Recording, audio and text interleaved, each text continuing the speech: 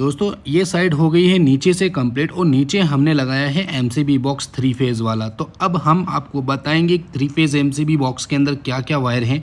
तो आप देख सकते हैं 1.5 mm का रूम की सर्किट लाइन चलाने के लिए अलग अलग वायर है रेड कलर में, और एक और वायर है 2.5 mm का जो एसी गीजर वगैरह के लिए अलग अलग रूम से आ रहे हैं।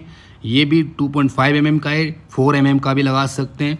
एक वायर आ रहा है अर्थिंग के जो सभी रूम से आ रहे हैं अलग अलग, ठीक है, कहीं पे भी जॉइंट नहीं है। और एक आ रहा है इन्वर्टर का जो सभी रूम से अलग अलग आ रहे हैं। तो सभी रूम से अलग अलग सर्किट बना करके यहाँ पे हमने एमसीबी बॉक्स तक लेके आ गए हैं। और ये है सारे सिस्टम का न्यूट्रल, यानी जितना भी लोड चल रहा है उन सभी का कॉमन न्यूट्रल पूरा एक ये फेज़ है और ये सारे न्यूट्रल है। और ये हमारी मेन लाइन है 6 mm की 3 फेज़ लाइन जिसमें अर्थ और इन्वर्टर भी शामिल है, ठीक है। और ये आउटडोर में यानी बाहर से आ रहा है।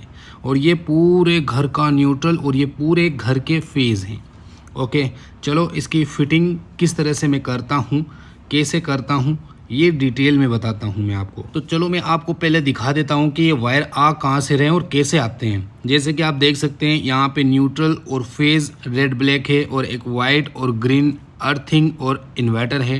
तो यही चारों वायर हमारे एमसीबी बॉक्स तक पहुँचते हैं। इसे हम मेन लाइन यानी सर्किट लाइन बोलते हैं, यानी रूम की सर्किट।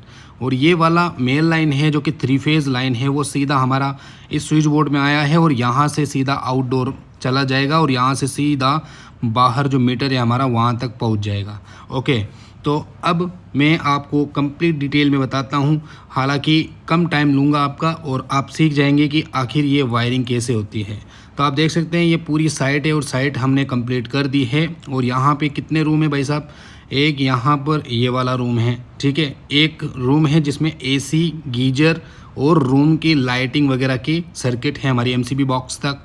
ये भी रूम है, इसकी भी एसी गीज़र और लाइट वगैरह की जो सर्किट लाइन है वो भी। और इसका गली का एक अलग सर्किट है और इस छोटे से रूम का भी एक अलग सर्किट है। भाई साहब सर्किट में सभी के अलग अलग देता हूँ, किसी को भी आपस में कनेक्टेड नहीं रखता हूँ। तो एक ये भी रूम है, तो यहाँ से भी न्यूट्रल फेज़ इन्वर्टर अर्थ सब आ रहे हैं।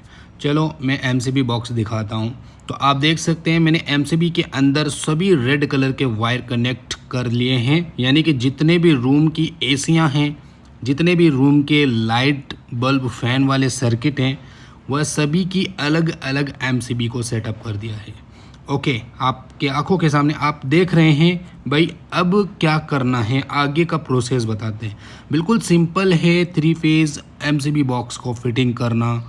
अब देखो ये ब्लैक कलर का जो वायर है ना, मैंने इनको आपस में जोड़ दिया है क्योंकि कॉमन होता है न्यूट्रल।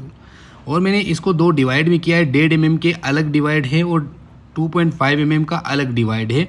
कभी जलेगा तो सिर्फ एक ही पॉइंट जलेगा, तो पूरी लाइट में प्रॉब्लम नहीं आएगी, इसलिए यहाँ पे जोड़ दिया गया है। हालांकि कनेक्टर इसके अंदर नहीं है, कनेक्टर होता तो कनेक्टर से ही कनेक्ट करता, बट नहीं है यहाँ पर। चलो आपको समझना है वायरिंग सिर्फ, ठीक है। अब यहाँ पर देख सकते हैं एमसीबी जो हमने सिर्फ स्पेशली इन्वर्टर के लिए कनेक्टेड की है कि इन्वर्टर की पूरी लाइन एमसीबी से बंद हो जाएगी। और ये अर्थिंग है, अर्थिंग को किसी भी कनेक्शन नहीं दिया जाता, कैसा भी नहीं दिया जाता स्विच से, ठीक है, डायरेक्टली होता है।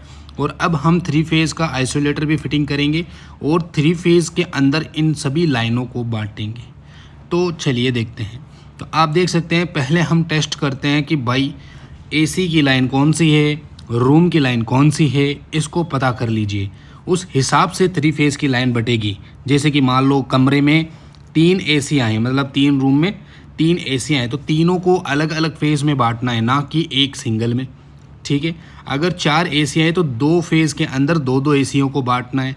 तो इस तरीके से आपको पहले जांच कर लेना है। जैसे कि मैं एक एक स्विच, जैसे कि रूम के स्विच को मैं ऑन रख रहा हूँ और बाकी एसी वगैरह गीजर वगैरह के सभी को ऑफ रख रहा हूँ, और जिससे लाइट जल रही है उसी एमसीबी को ऑन रख रहा हूँ, ठीक है, ताकि मुझे मालूम रहे कि भाई ये रूम के सर्किट है। रूम के सर्किट पहले आपको मालूम करना है।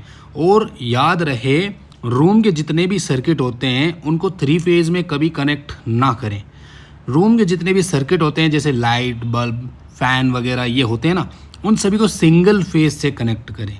ओके, ये आपको याद रखना है, सिंगल फेज से कनेक्ट रखें। और याद रहे इन्वर्टर की वायरिंग भी उसी फेज में होनी चाहिए जिस फेज में आप रूम की कनेक्शन कर रहे हो। इससे फॉल्ट से बचोगे, नहीं तो 440 वोल्ट कभी जनरेट हो गया तो प्रॉब्लम हो सकती है।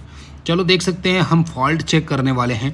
तो फॉल्ट कैसे चेक करते हैं, जैसे कि आप देख सकते हैं 20 वाट का ये बल्ब है। तो यहाँ पे मैं अभी एमसीबी के नीचे वाले पॉइंट्स के अंदर में इस बल्ब को कनेक्ट करूँगा तो ये जल जाता है हल्का फुल्का। तो ये हल्का फुल्का जल रहा है तो हवाई अर्थिंग है, ये प्रॉपरली अर्थिंग नहीं है, ये लाइट वगैरह की वजह से, न्यूट्रल वगैरह की वजह से आ रहा है। अगर तेज ग्लो करता है तो आपके इस घर में फॉल्ट है, ठीक है। तो यहाँ पे किसी भी तरह का फॉल्ट हमें नज़र नहीं आ रहा है। हल्की हल्की सी ब्लिंक कर रही है लाइट, आपको मोबाइल से ज़्यादा लग रही होगी, बट ये हल्की सी कर रही है, तो इसका मतलब हमारे कोई भी फॉल्ट नहीं है। चलो न्यूट्रल में भी देख लेते हैं, किसी भी तरह का फॉल्ट यहाँ पे नहीं है, यानी वायरिंग एकदम प्रॉपरली बढ़िया की गई है, किसी भी तरह से फॉल्ट नहीं है। चलो मैंने बांट दिया है पूरी लाइन को, तो आप देख सकते हैं न्यूट्रल और 3 फेज़ यहाँ पे देखने को मिल रहा है। तो इसमें से हम फेज़ को कैसे बांटते हैं, जितने भी रूम हैं हमारे उन सभी को एक फेज से हमने कनेक्ट कर दिया। जैसे ऊपर की 3 एमसीबी और नीचे की 4 एमसीबी, तो हमने रूम किचन वगैरह सबको एक फेज से कर दिया है। और बाकी जो एसी गीजर वगैरह के पॉइंट्स हैं उन सभी को 2 फेज़ में अलग अलग बांट दिया है। तो इस तरह से 3 फेज़ का कनेक्शन हमने अलग अलग कर दिया है। और इन्वर्टर की स्पेशली एक एमसीबी लगा दी गई है जिससे इन्वर्टर की लाइन को भी ऑफ किया जा सकता है। तो गाइस अब मैं चेक कर रहा हूँ भाई एक एक एमसीबी को गिरा करके कि भाई यहाँ पे काम हो तो रहा है। देखो एक एक एमसीबी को गिरा के चेक कर रहा हूँ, तो सभी रूम के अलग अलग स्पेशल एमसीबी है, तो वो सब बंद कर रहे हैं, एक एक करके तो बंद हो रही है, ठीक है ना। तो ये देख सकते हैं भाई साहब, ये पूरी अभी ऑन है और हमारा सारा लाइन चालू है, ठीक है। अभी देखो ये एक होल का बंद हो गया, सिर्फ लाइट वगैरह हो रही है, एसी वगैरह सब चालू है, ठीक है ना। ये गली की अलग है, ठीक है, और ये रूम की है शायद ये वाली, ठीक है, ये वाली रूम की है, ये छोटा सा एक रूम है ये वाला, तो इसकी भी है हमारे पास एमसीबी अलग से। ऐसा नहीं है कि होल के साथ अटैच है तो होल के साथ ही जोड़ दें, अलग अलग सर्किट अलग अलग लाइन में और परफेक्ट वर्क होता है इसी तरीके से। ओके, तो ये वाला रूम है भाई साहब, देखो कितना सारी लाइटें हैं यहाँ पे, अलग एमसीबी तो बनती होती है, आप ही को मालूम है ये चीज़ें। ओके, एक ये वाला रूम है, इसकी भी एक अलग एमसीबी है, लेकिन इसके साथ में एसी बंद नहीं हो रही है, एसी की अलग एमसीबी कनेक्टेड है, एसी की अलग रखना चाहिए, ये एक इलेक्ट्रिशियन की पहचान होती है भाई साहब। तो चलो भाई हम चलते हैं, और अगर आपको जानना है कि मैंने कितने रुपए में ये काम किया है तो डिस्क्रिप्शन में एक वीडियो का लिंक है, वहाँ जा कर के आप ज़रूर वॉच कीजिए, आपको मालूम पड़ जाएगा।